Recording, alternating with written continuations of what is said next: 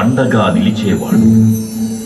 మనసులో తలచిన వెంటనే గుండెల నిండా ధైర్యాన్ని నింపగలిగే మహాయోధుడు, అభయహస్తంతో ఎల్లవేళలా మనల్ని కాపాడే ఆ పవనపుత్రుడిని ఇప్పుడు మనసారా స్తుతించుకుంటూ శ్రీ పంచముఖ ఆంజనేయ స్వామిగా అవతారమెత్తిన కథని దృశ్య రూపంలో తిలకిద్దాం రండి.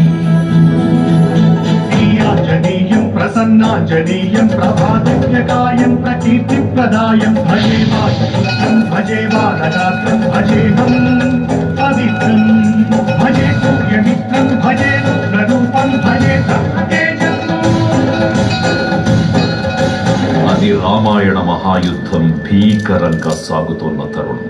శ్రీరామచంద్రుని సారథ్యంలో వానర సైన్యంతో విజృంభిస్తూ లక్ష్మణస్వామి తనతో పోరాటం చేస్తున్న రావణుడి కుమారుడు ఇంద్రజిత్ తలని బాణంతో ఒక్క వేటుతో వేరు చేశాడు.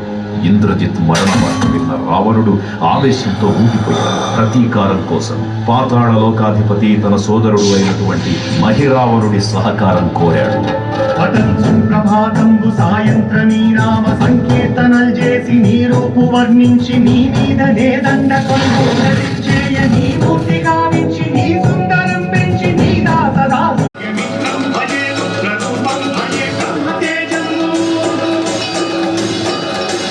అది రామాయణ మహాయుద్ధం భీకరంగా సాగుతోన్న తరుణం.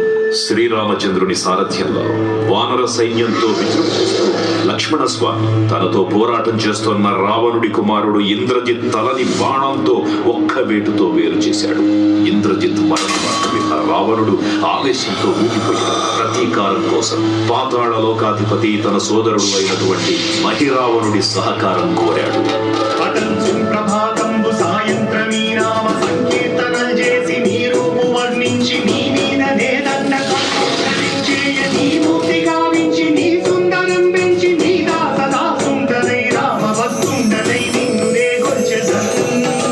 నీ కటాక్షంబునం చూచితే వేడుకలు చేసితే నా మురాలించితే నన్ను రక్షించారి.